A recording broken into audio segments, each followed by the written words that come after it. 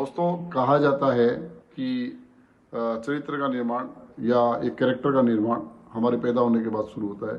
दोस्तों, ऐसा नहीं है। चरित्र का निर्माण हमारे को लीगेसी से शुरू होता है। 100 साल पहले ही शुरू हो जाता है। हमारे जन्म के 100 साल पहले ही हमारे चरित्र का निर्माण शुरू होता है, क्योंकि हम जो भी हमारे परिवार से वो देखते हैं, हमको सबसे पहले हम जो पैदा होते हैं तो उसके लिए हमारे जीन्स उसके लिए हमको मिलते हैं हमारे बड़ों से।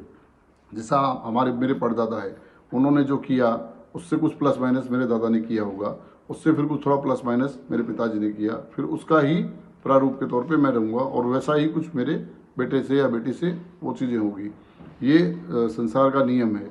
दूसरा, जैसे कि कुछ लोग बोलते हैं कि भगवान हमारा भाग्य लिखता है, तो मैं बोल रहा हूँ कि भगवान भाग्य लिखता है, मगर वो कहीं ना कहीं कर्मों से अटैच चीज़ें रहती है। तो भगवान क्योंकि कभी भाग्य लिखता है तो किसी का भाग्य खराब नहीं लिख सकता है। भगवान कभी किसी का बुरा करता ही नहीं है। तो आपको ये मान के चलना है कि भगवान भले भाग्य लिखता है, ऐसा हम कहने में सुनने में एक अच्छा लगता है, मगर क्योंकि हम अपनी गलतियों को छुपाने के लिए उसका एक वो मौका ले लेते हैं कि मेरे भाग्य में ऐसा ही था, मगर एग्जैक्टली ऐसा नहीं है। ठीक है, थोड़ा बहुत इस चीज़ को मैं भी मान देता हूँ, मगर फिर भी आपके कर्म उसमें प्रधान है। आपके संचित कर्म और आपके करंट कर्म, उन चीज़ों से मिलजुल के आपका भाग्य निर्माण होता है। और एक सबसे बड़ी बात जो मैंने कई लोगों में देखी है कि प्लानिंग बड़ी बड़ी करते रहेंगे।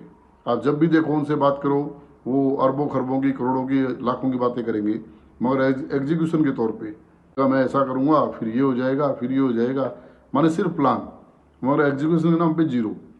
तो बिना एग्जीक्यूशन के कुछ नहीं होता है। एग्जीक्यूशन का मतलब कर्म, तो कर्म ही प्रधान है। आपको कर्म करते रहना है, निश्चित रूप से आप सक्सेस हो जाओगे। कोई भी चीज़ में आप असफल नहीं हो सकते।